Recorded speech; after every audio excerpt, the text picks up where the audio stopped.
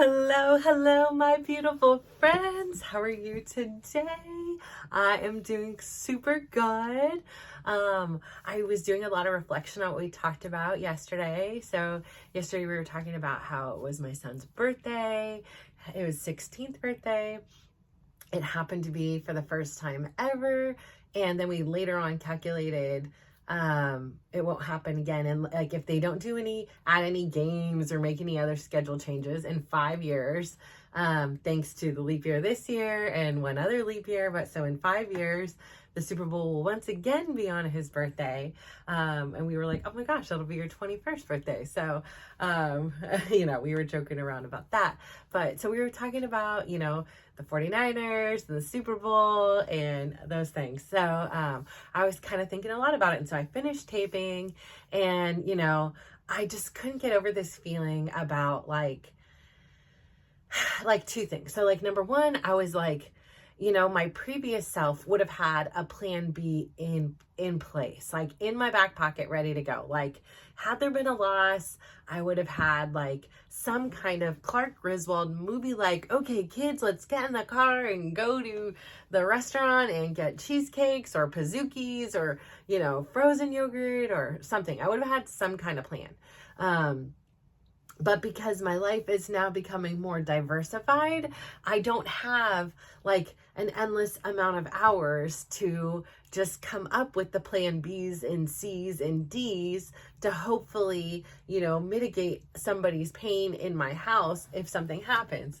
And so, and even now, like being the person that I am evolving into, I don't know if I even had the time to do this, like if I would have. And so like sitting there last night, I kind of felt like really bad for like a second. Like this is his birthday. Like, I felt like this kind of like, like this role to like, be the leader and be the person in the house to like, kind of like, okay, well, maybe nobody else here knows better. Like, so I had sent a text to like, everybody but Tyler. And I was like, hey guys, like, I know obviously the circumstances were out of our control for like what happened, but this is his birthday, maybe we could help rally.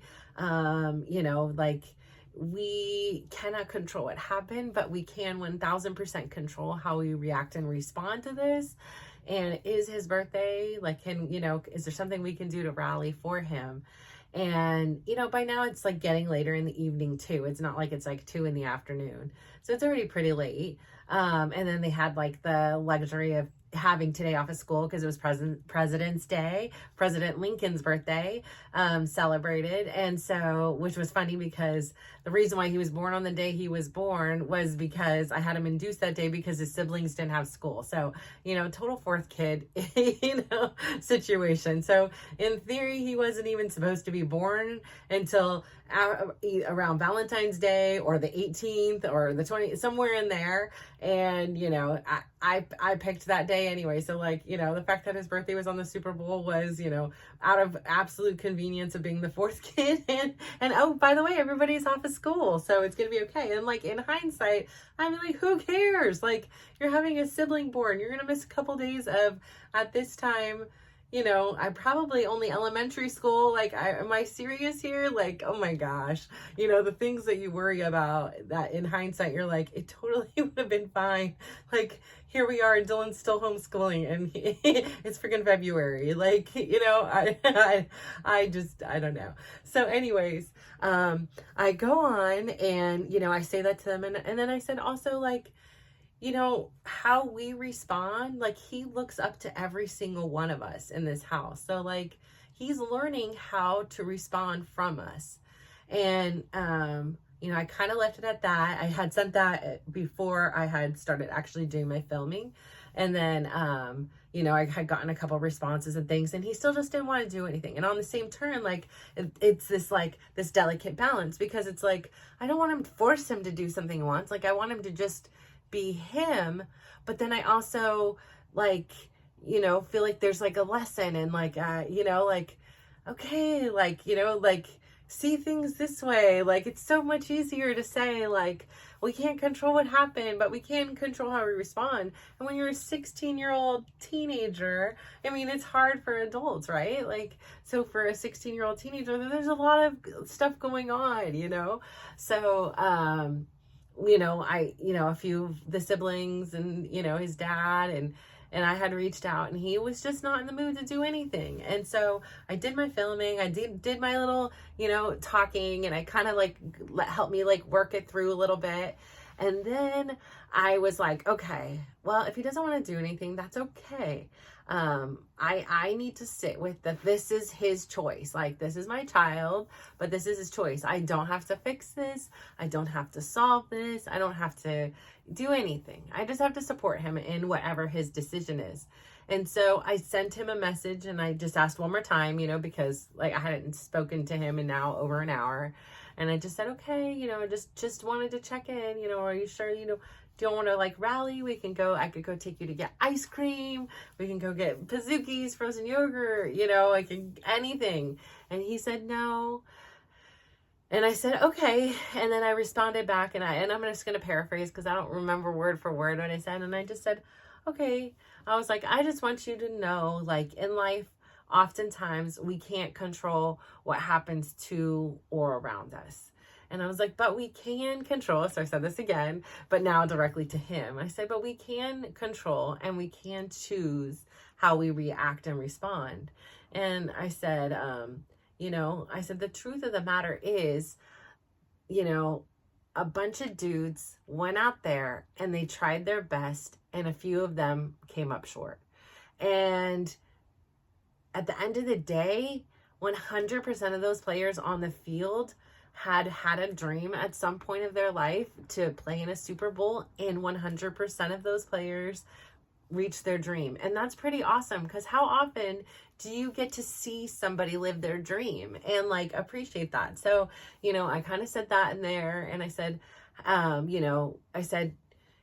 it's only your birthday once. This day, because of leap year, isn't going to come for another 366 days. So if you choose to want your birthday defined by, what happened with these dudes on the field, in the last few minutes of a game, then that's okay. I will respect that. I'm like, but I also just want you to know that your family, all of us, adore you, and we'd love to spend time with you and celebrate just what an amazing person you are, and and make sure you know how loved you are. And so I left it at that. And shortly after that, he had called me into his room, and we just started chatting. It was just him and I. His brother was on the other side of the room playing a video game with one of his buddies, and him and I just started chatting. We were talking, and he was talking about stuff.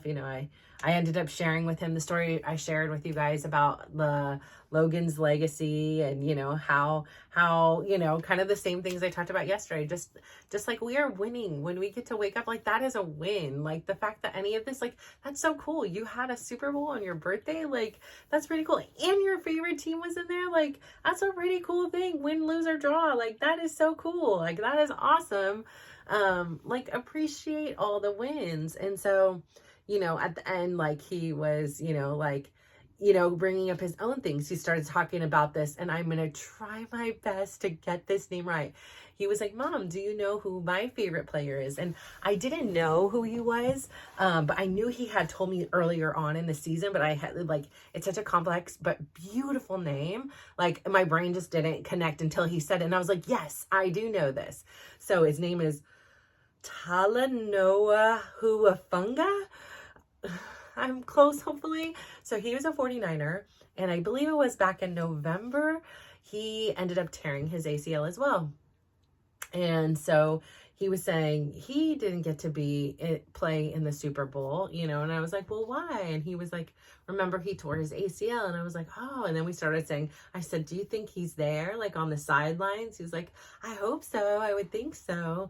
And I was like, I'm like, that's really tough, right? Like, you work really hard. And then he knew so much about this player. He knew who his idol was. And both of them have these marvelous manes of hair. And it was just pretty cool to hear of his insight about the players. And he too is like an empath, where like he like attaches to these stories, and if he hears like a story of like a challenge, he has this certain kind of connection with the players even more so. And so I think that that's one of the most beautiful things about Tyler, is he has this like ability to like have this empathy and know his limits. Like he knows what he can do to help, like, because he always wants to make some minor contribution, like some minor help. So like, for example,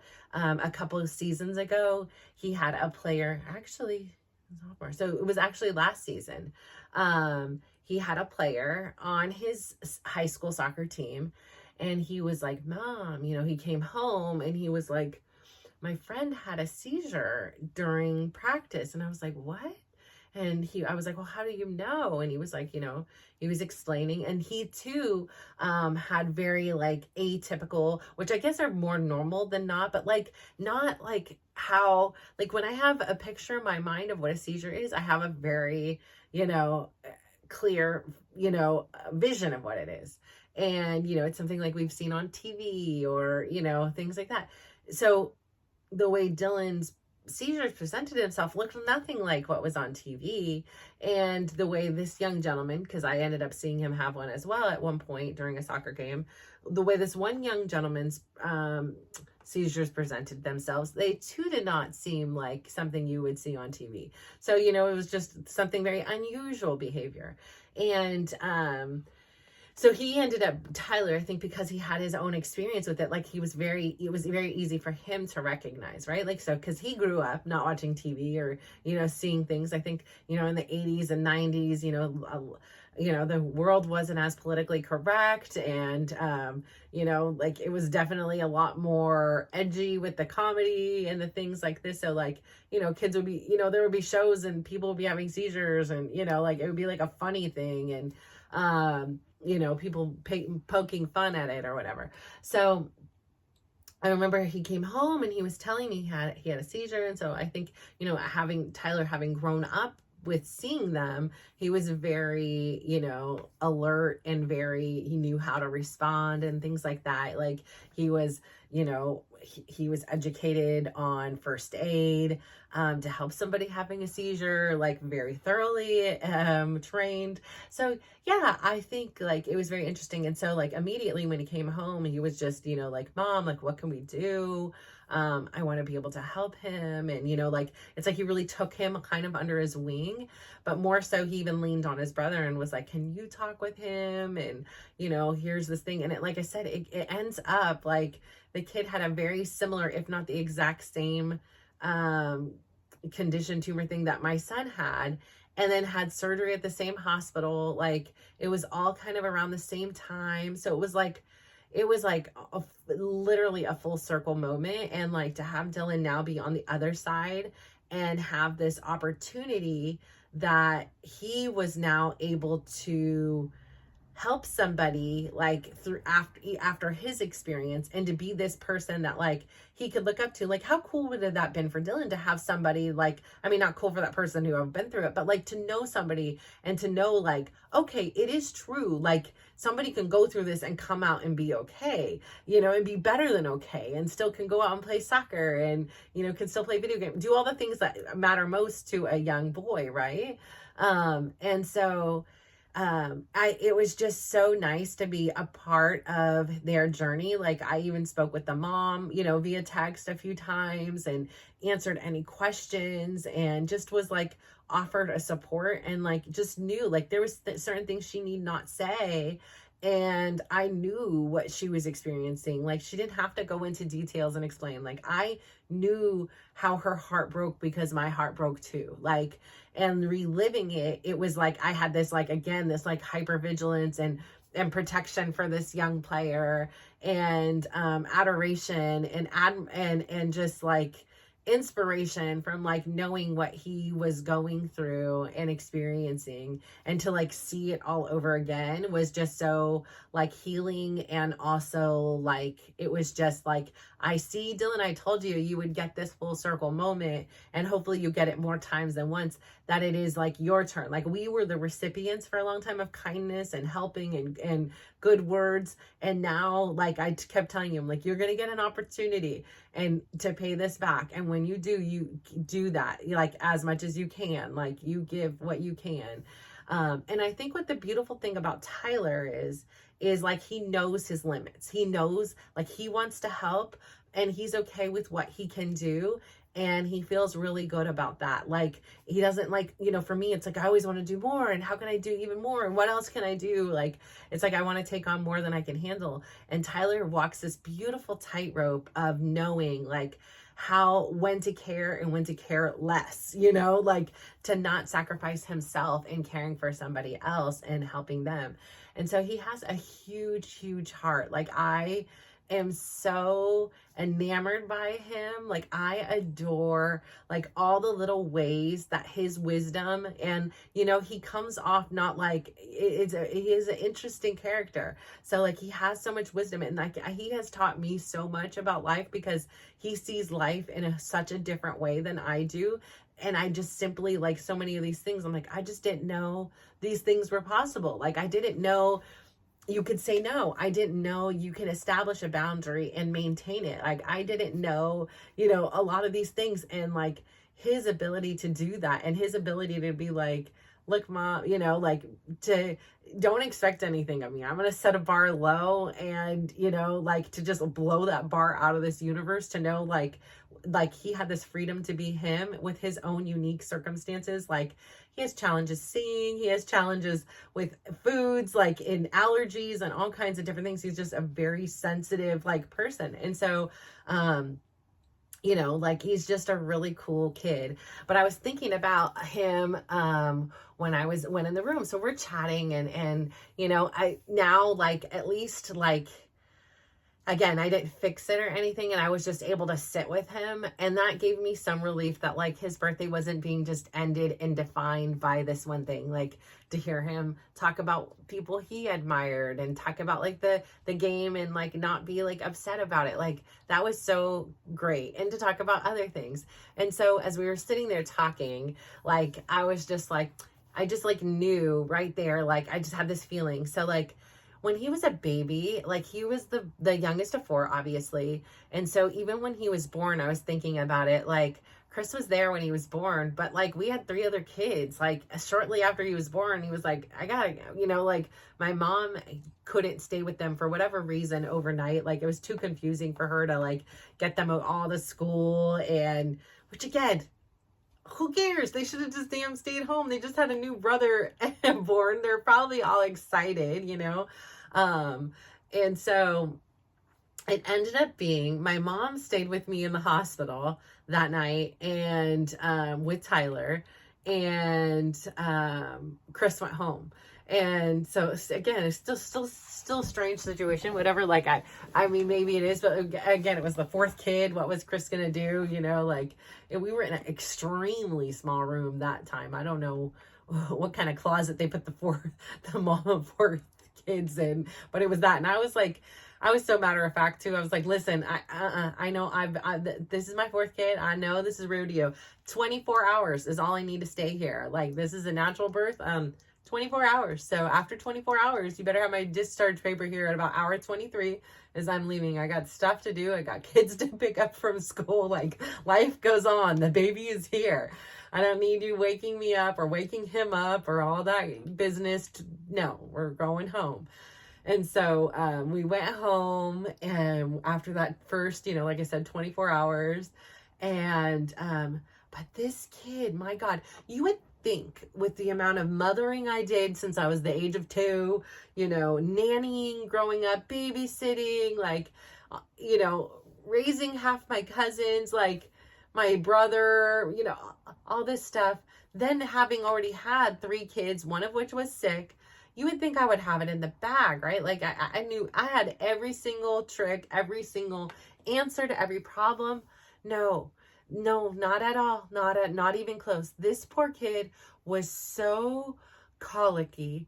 He just cried and cried and cried, and always at like the least opportune moments. Like it was like I finally went to sleep, and it was just like I was already spread so thin from like just caregiving to everyone. Like the only thing that was refueling my personal tank was like their smiles, their conversations, and their accomplishments. Like everything else was like, it was giving and draining. And like I said, I would stop and like look at them, or, have a conversation with them, or see what they are doing now. Like, oh, they built this high block thing, or, oh my gosh, you can read this now. Like they were just these little creatures that were like learning and regurgitating so much new information. And then like that was the only thing that like literally was refueling me.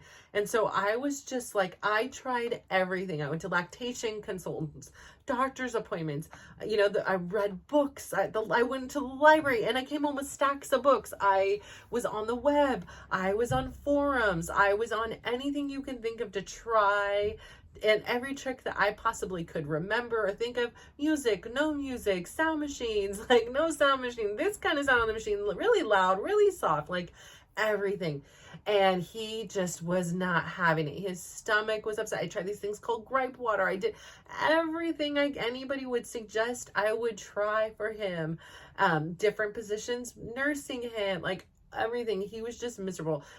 He slept so damn elevated. I swear he was standing. Like he wasn't even laying. It was like I slept with him. I slept without him. Like he slept on me. He slept in the bassinet. It was a trial and error. And I remember just like feeling like every one of Tyler's tears represented a failure of mine. Like I should know how to fix this. Like I am a mom. I've done this a few times. Like I've got this. Like why is nothing working? And like I just felt horrible. Like he was so sensitive to touch. He was so sensitive to sounds, very sensitive to smells, and in hindsight, we didn't know the gravity of his eye conditions until much later. But, in hindsight, perhaps it was like a compensatory,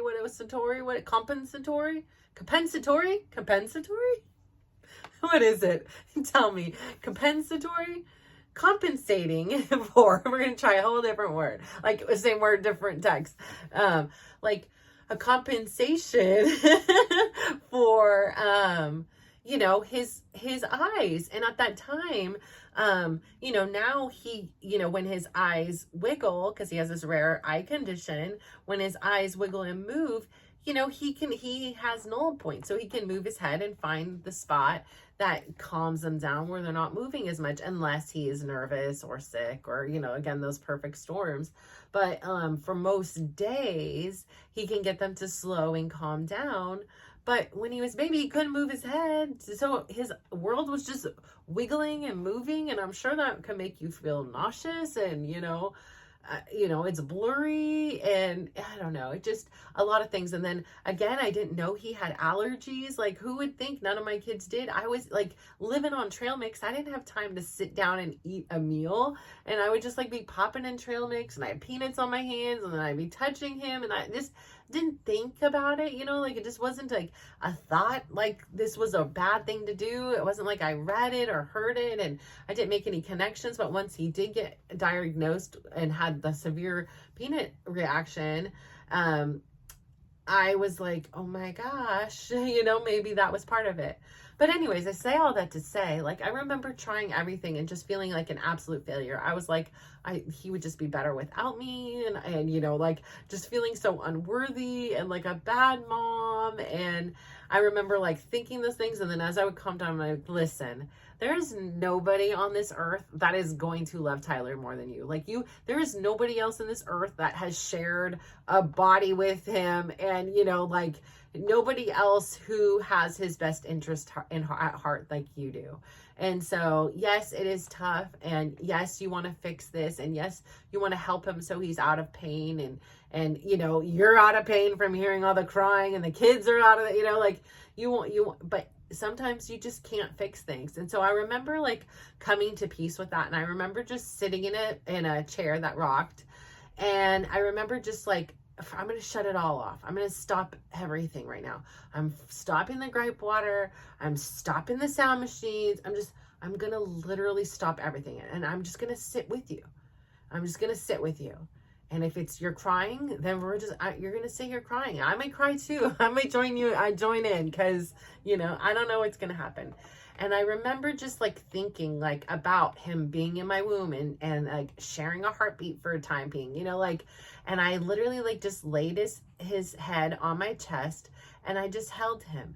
And I remember like looking at him in the eyes at one point, and he looked at me in the eyes, and it was like this connection. Like I felt this like literal pull in my heart. I felt this like feeling in my heart or my soul or my inside here, and it was like this invisible string, right? This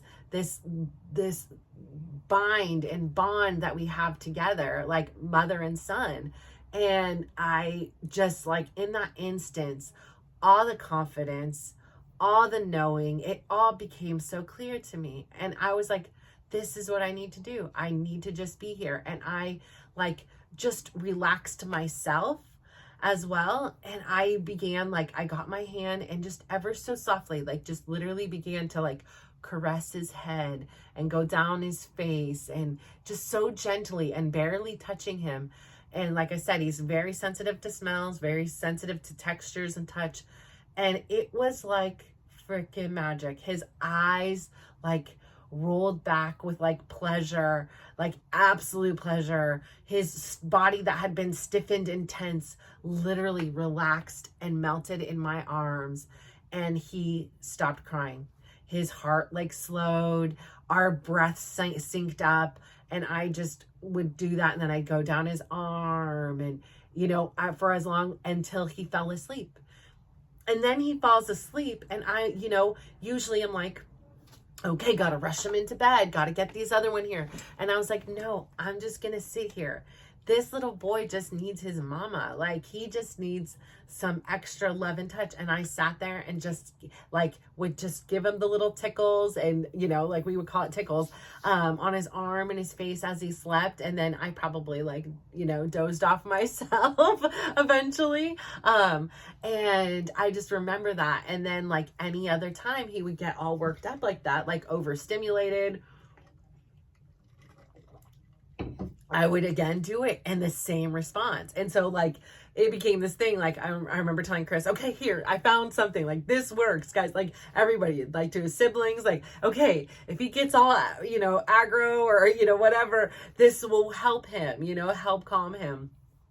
And so we all knew. And I remember at times thinking, oh my God, what have I created? I've created this tickle monster, because like he would literally like just once he got older, just put out his arm, like he'd be sitting and put out his arm, tickles, or he'd come, he'd be like sitting on the ground playing blocks or, dolls with one of the other ones or trains. And he would come and then like have his little blanket and then like sit down on the ground and like pull up his shirt in the back, and he'd be like tickles, like he knew. And like I said, I would be like, oh my gosh, I created a monster here. But on the same time, it was like he found something that like soothed him, and we were able to help him. And I knew like, hey, listen, he ain't gonna be 25 coming up to mom tickles. If he is, I'd be like, listen, we need to go. This is a normal. I don't know who we got to go talk to, but it is, So like in hindsight, like I knew, because he was the fourth kid, and there were so many things that my other kids would do that I was like, oh my gosh, I don't want to be doing this anymore.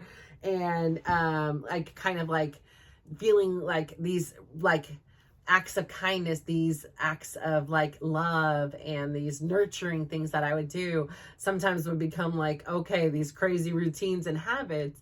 But like, I knew at this point, because I had enough older kids, that eventually these things fade away. And so like it gave me this opportunity to like really like treasure that time and know like this isn't forever, like it's okay to do this. And so last night when I went in his room and he was talking and everything, and at one point I picked up my hand and I did this on his arm, and I'm telling you, his eyes did the same dang thing. They rolled back, his whole body just like all the tension relieved out. and like he gets like a little smile. It was like a little like smirky kind of smile, and he closed his eyes, and I closed my eyes, and I swear that like feeling, that like invisible string, that like bond that binds the two of us together, it like activated, and it's just like, you know, it's just this pure love kind of feeling. And you know, then, you know, like I went up to like this little face, and I did it, and then I was like, noticed his face was so dry, and you know, teenage boys, I'm like, your face is so dry. I was like, do you use the moisturizer? And he's like, sometimes, you know. I'm like, can I put some, like, can I really like spoil your skin tonight? Can I go get some of my stuff and put it on you? And he's like, sure. So I like got the best creams I could get and put them on his face, like ever so gently, and then finished with a little tickle, and then we talked to some more, and I was like, oh, your skin looks real nice now. And so we were talking about that. I'm like, doesn't it feel good? Like, doesn't it feel like moisturized and replenished? And he was like, yeah, I guess. But so we were talking and everything, and now like 2 hours had gone by. So it had turned from the 11th to the 12th. And, you know, we were having like this great conversation led by him, and, you know, I felt better, and it seemed like he felt better. And so finally I'm like, listen, it's getting late. It's now like 1, almost 2 o'clock. I gotta go to bed. And, you know, but a part of me is like, doesn't want to leave, right? Cause you're like, how many opportunities am I going to get to just hang out with him like this? But I was exhausted. So I was like, okay, I'm going to go to bed. And then he was like, he turned over onto his side and pulled up. He's like, can I have one more birthday present? And he wanted tickles on his back, just like when he was a little kid. And I was like, of course. And, you know, like I just gave him the best, you know, tickles for as long as I possibly could. And then as I was done and then went to give him a hug, I was like, I would ask you what your best was today, but I already know it was the tickles. And he got the like biggest, you're right, mom, kind of grin. And so, you know, I think like being able to, you know, realize myself too, that I do have that power. I do have the leadership ability to, you know, not be afraid to be who I am and say the things that I want to say, and then just be okay when they're not okay.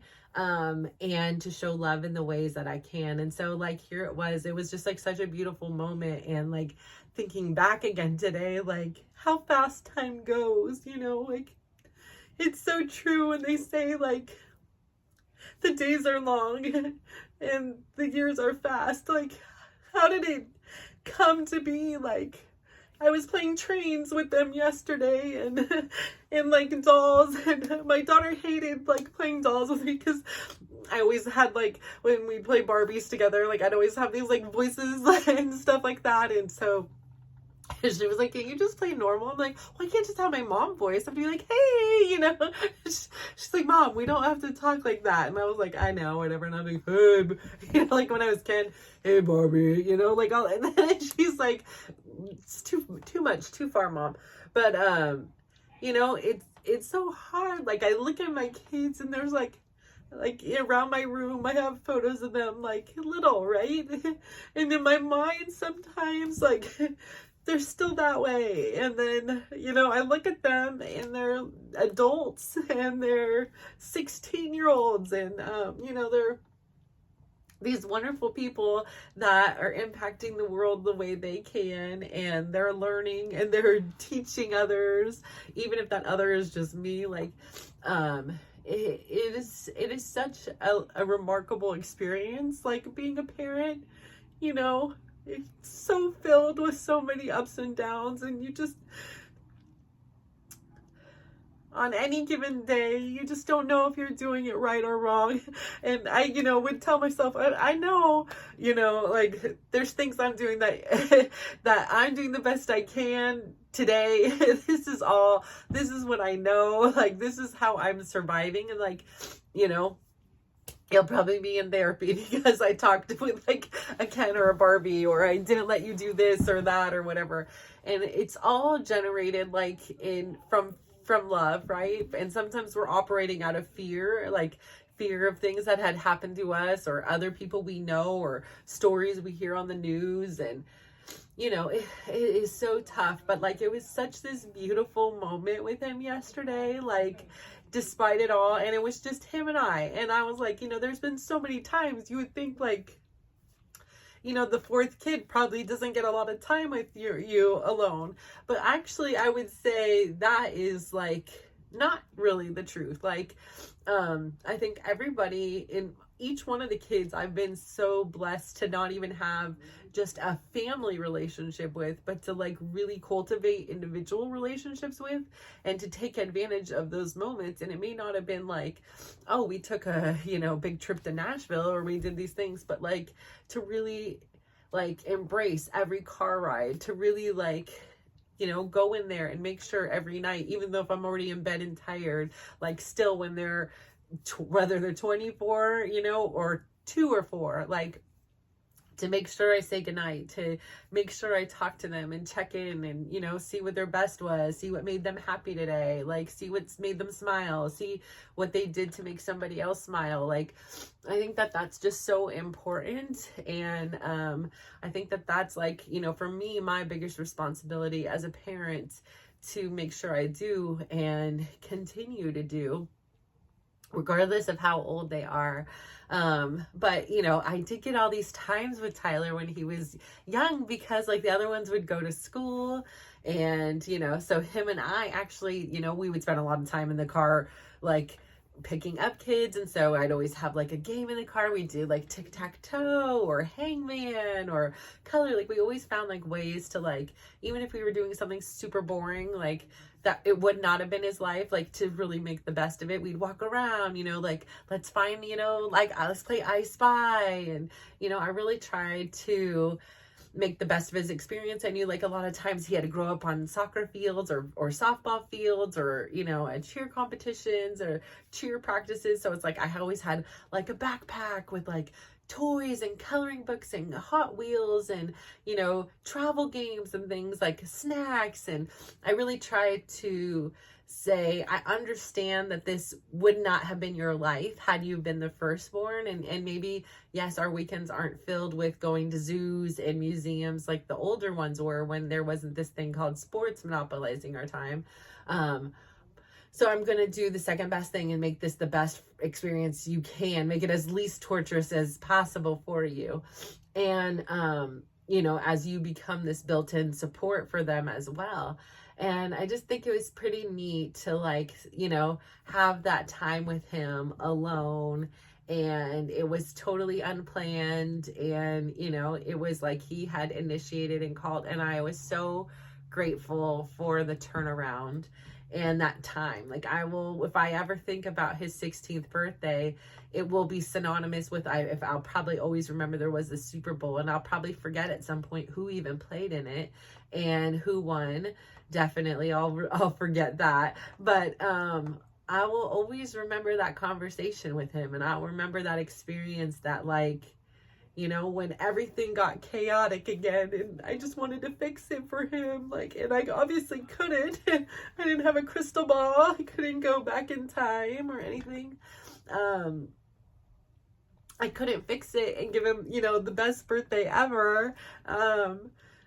But I could just sit in silence, everything else, and just be with him. And like, obviously, like, well, obviously it seems now so obvious, like that's exactly what he needed. And it's probably also what I needed, like, as his mom. So yeah, just sometimes parenting is hard, and it's just little things, right? Like, it's not like that's like some major thing. Like, I've been through major things, but it's just hard, right? To see the people you care about feel sad or disappointment. And, you know, like, it's hard to sit with that. And I'm learning too. And I think that that's like a definite new experience for me. And I still probably get it really wrong. And I really have a lot of like default settings in there that like I could do better, but I'm working at it and I'm doing my best. And so like, I just feel like as long as I'm working at it and I'm doing my absolute best, that like, that can't be wrong, right? Like, I'm improving. I'm trying to be better. I'm trying to be a better mom. I'm trying to be a better person. And I don't have that mastered overnight.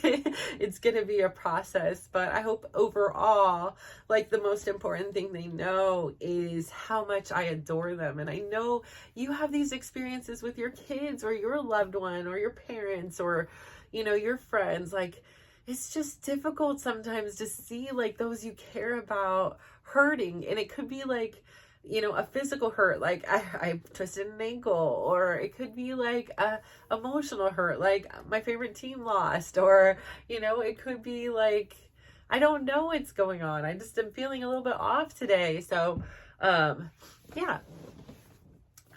Gosh, this gets me all the time. What is it?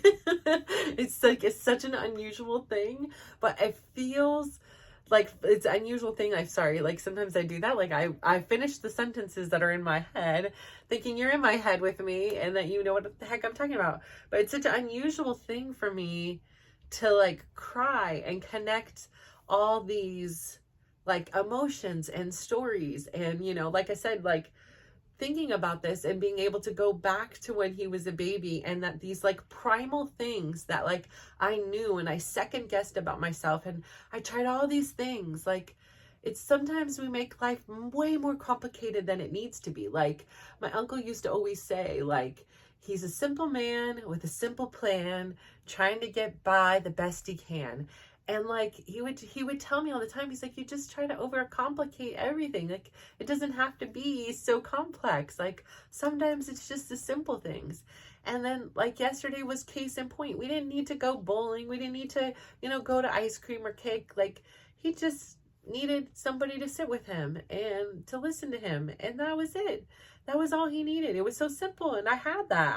I that was built in, and I knew exactly when I was there. Like, it was just that thing. Like, oh, I'm, just like when he was a little boy. Like, I'm just going to do this, and immediately, it wasn't like the first. So it's just like I knew all along, and I was just so glad that I silenced the rest, and, I didn't hide away and be like, okay, now I'm afraid to go. I don't want to keep bothering him. I'm like, no, be you. Who are you, Natasha? Like, you are someone who's going to just say it. It doesn't have to be mean. You throw out the seed. If they decide not to listen, you're okay with that. Like, that has nothing to do with me. I just feel like I have had the luxury. I've had the benefit. I've had the intelligence, the ability, the circumstances, the life stories that have made all these lessons make sense to me.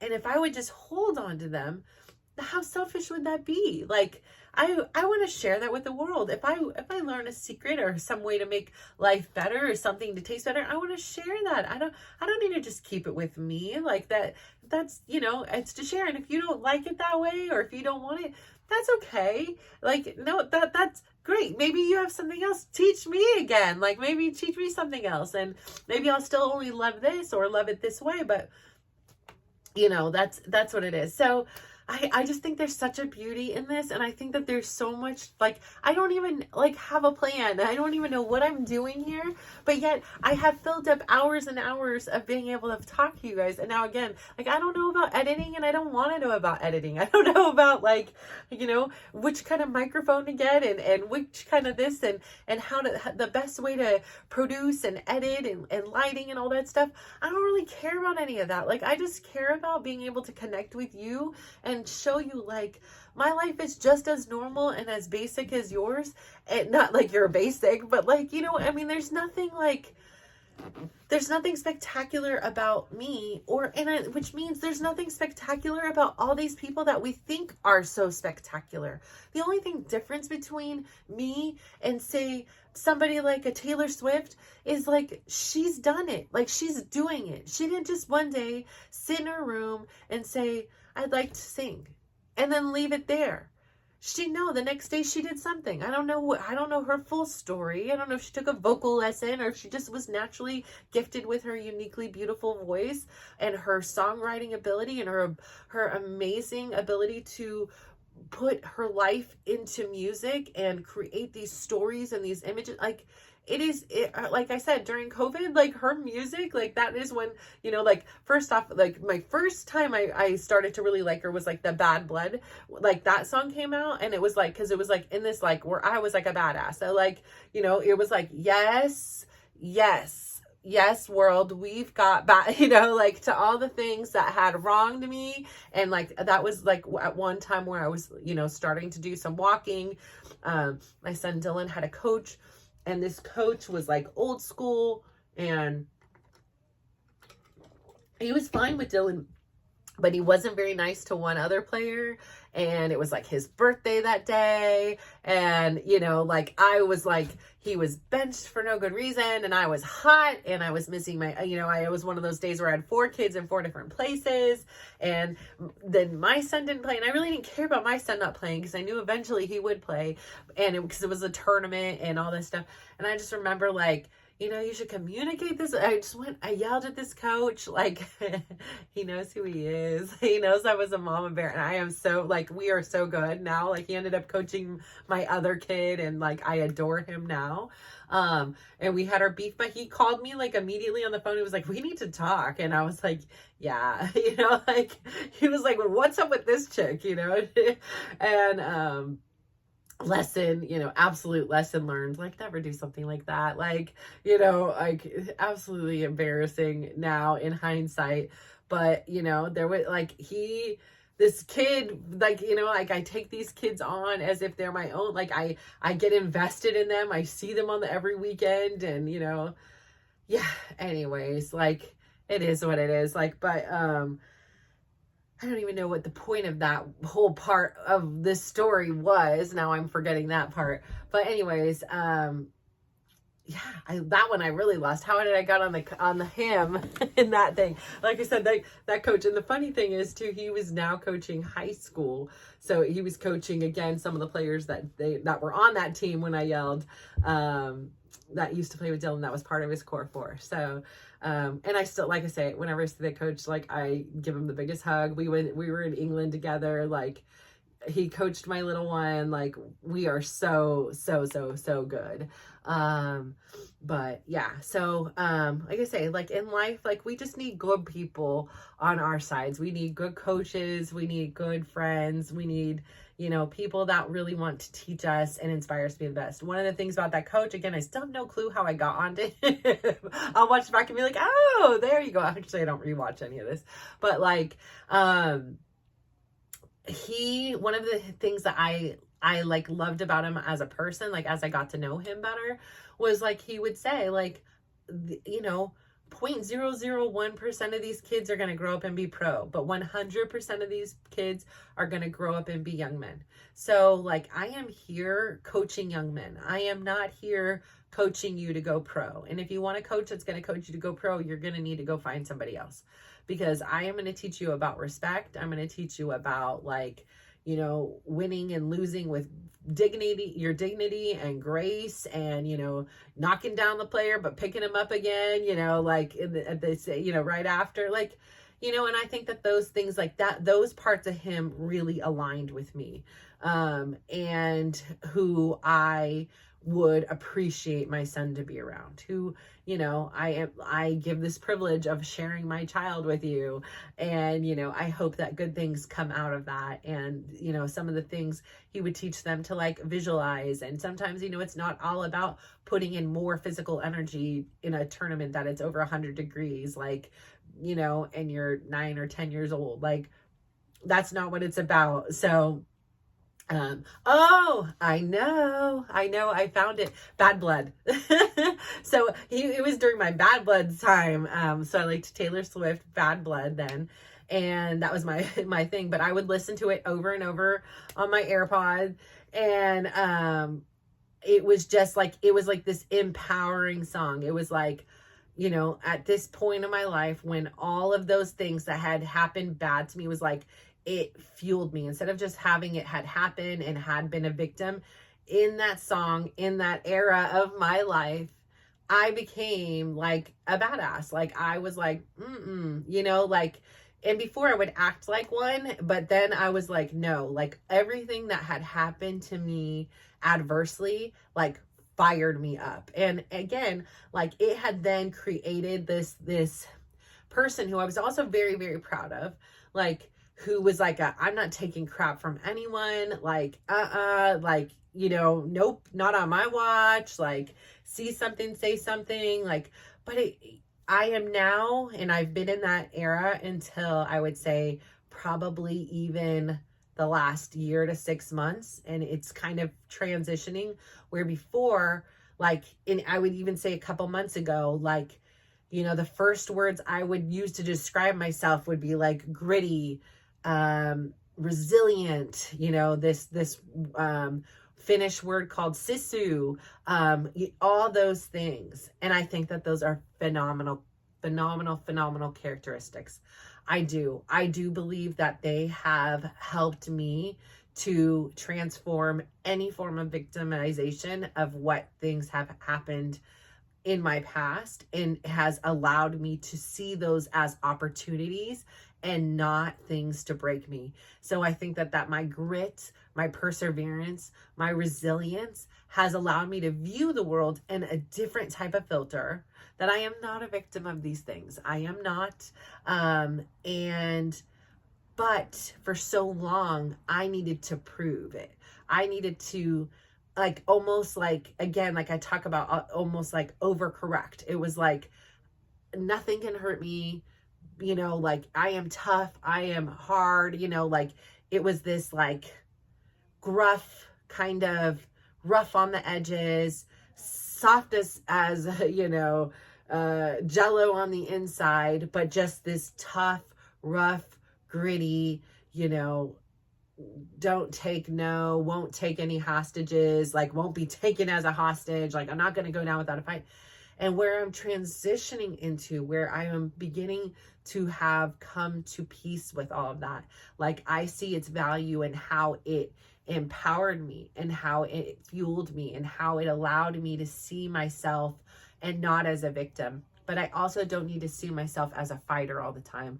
I am learning I don't need to fight all the time. I can just be me, and I can be in peace. And I think that like that has been really, really elevating as of recently, as I've been consistently adding in the practices of the audiobooks and the consistently adding in all these self-care things that I do before I even start my day, like meditating and the showers, that, not that I didn't shower before, but like the hot showers, the cold showers, the dry brushing, the scalp massaging, the massaging of my face, like all these kind and nurturing and loving and sympathetic things. I think that they're going to work together in unison together.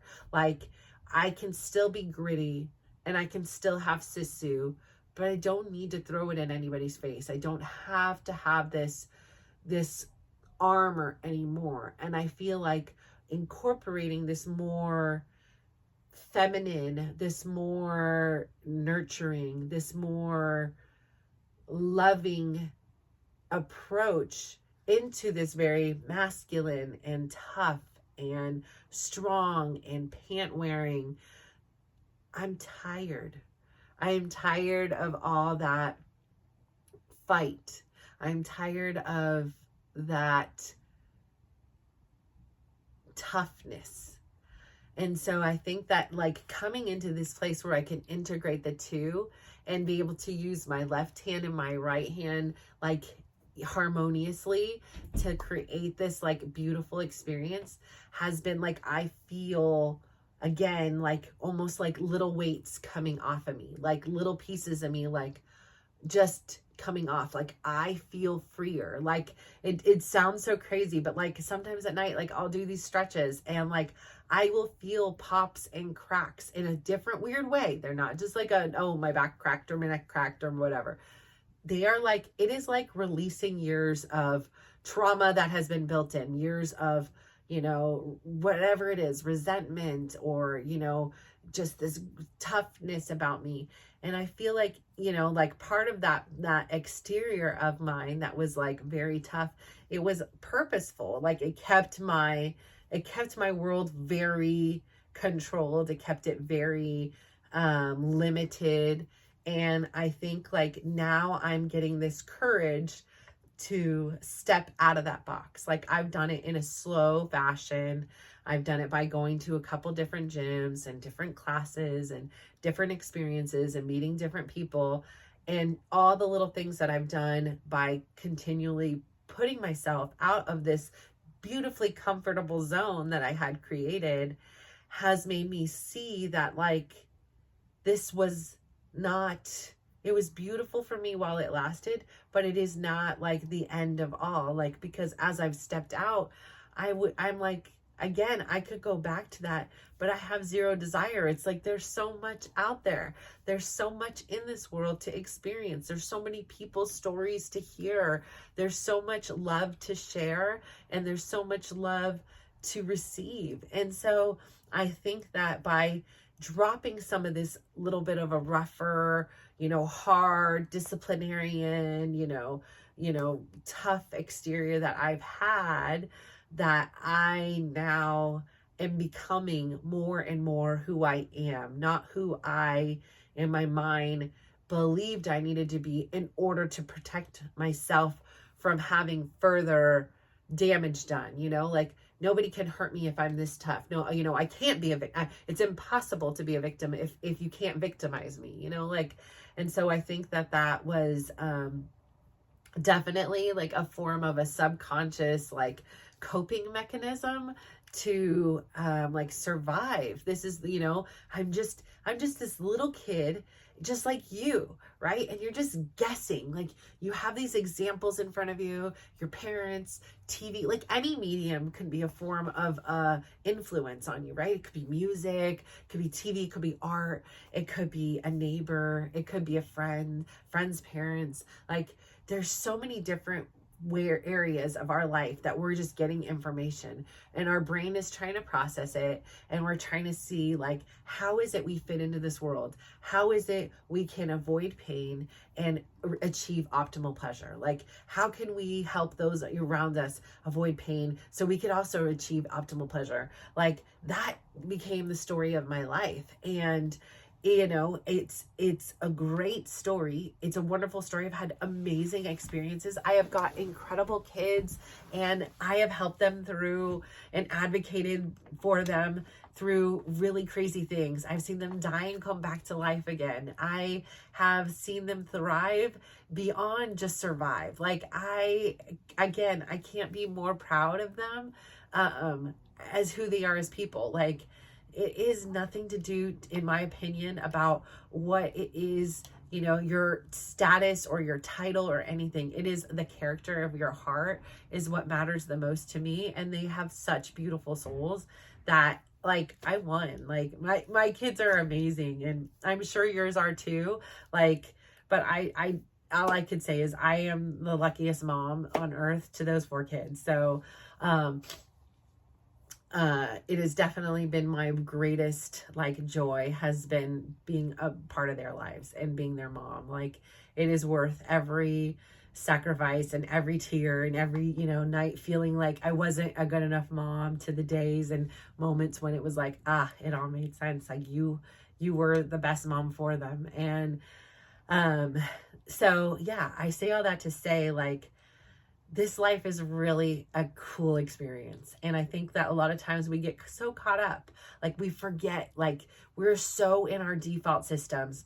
Like, I was talking to my son today, and he started scooping his dinner. He's like, do you ever just scoop with your left hand? He's like, I had this, he doesn't like the smell of a certain soap, and we have a soap, and he doesn't like it combined with his food. It just grosses him out. So he was like, I was scooping with my left hand, which it didn't matter because I was using a spoon. So like, but then I just kept using it. It made me think about when I broke my elbow and I couldn't use it. And I was like, yeah, it's funny you say that. Just recently, I've been like talking about like how, again, I always I'm right-handed. And so I refer to it like, he knows the same thing. I'll tell them the same things I tell you guys.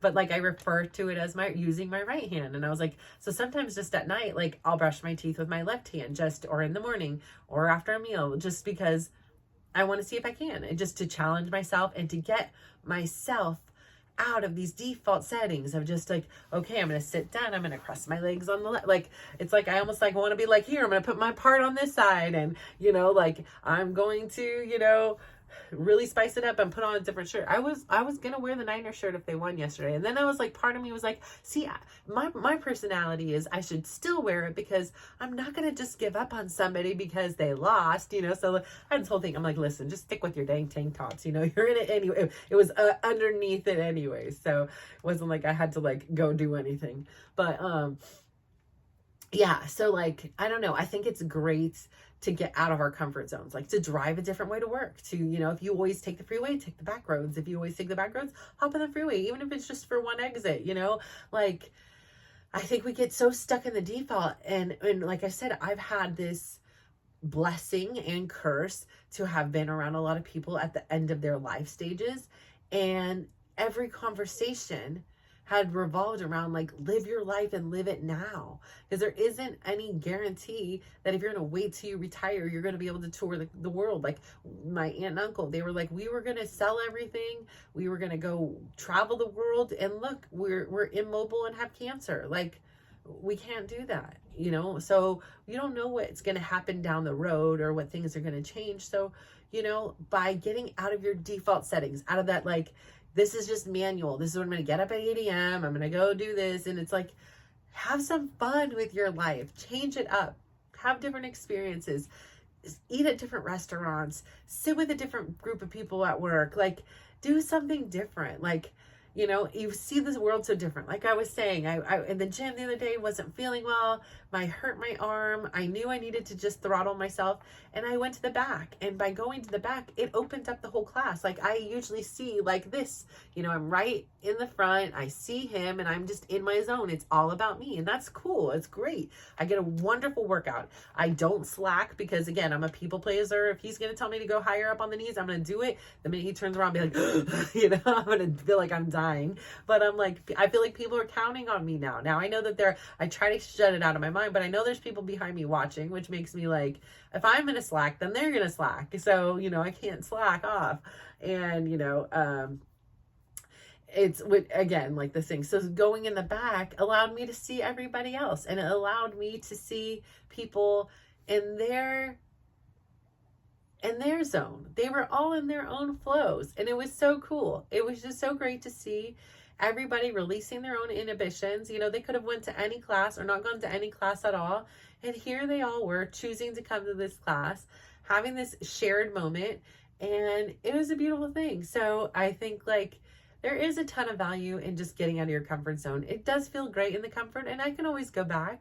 I can go back to my spot the next time. But even if you just get out of it for a day, use your, you know, brush your teeth with the left hand, eat your dinner with the left hand, eat your dinner with chopsticks instead of a fork, eat your dinner with a spoon. I've done that a few times, eat with a spoon versus a fork. And I'm like, I really like it. It really like gets the sauce a little bit better, you know? So like, just spice it up, mix it up. And then again, I think another key thing is really work on the gratitude. Like, think about what made you happy today. Like, what did you do to make somebody else happy? Like, you know, like think about those things. And if things get tough, like I say, I have my gratitude gushings jar. Like, we are 2 months in now, and I'm still filling those out every single night. And you know, it feels so good to know. Like sometimes I'm like, oh my gosh, there's just so much I'm grateful for. I have to, you know, limit it to just one post-it, and, you know, I have to be concise here. You know, that's a challenge for me, as you can see. So, again, here we are. It's past an hour, so I'm going to let us go. But again, I thank you so much for being on this journey with me. I really appreciate you. I appreciate you believing in me and listening to my stories. And, you know, my only hope is that there's something in here that brings you happiness, that brings you joy, or that makes you just understand who you are a little bit more, or the potential of who you can be. And that just because today you are a grumpy morning person, and, you know, you're overweight and, you know, you yell at people, that doesn't mean that that's who you have to be always. Like, you can change it. And I am living proof of that, because I work at it. And is it always perfect? No, not at all. I am a human, and there are days that I do things that I'm like, okay, still working on that one, you know. And there's days that I do things and I'm like, damn, I've got that now. Like, I get that. Like, I understand, and I have this understanding, and so it doesn't even seem in the realm of possibility to go back to not being a morning person, because it's so much a part of who I am now. You know, like, being an athlete is so much being a part of who I am now. Like, I can't imagine not. Like, I find so much joy and peace. Like, sometimes I'm like, you know, like, I wish I could run and film, and I know I'm sure I can, but like, I don't know how good that would be. So, you know, I can do it with the writing, but I'm not sure if I'll be doing that here. But, I say that all to say, thank you so much for tuning in. I appreciate you. I hope you have a wonderful evening, morning, afternoon. Have a great day. Go out there, make yourself happy, help do something kind to make somebody else happy. Okay? Mwah. Bye.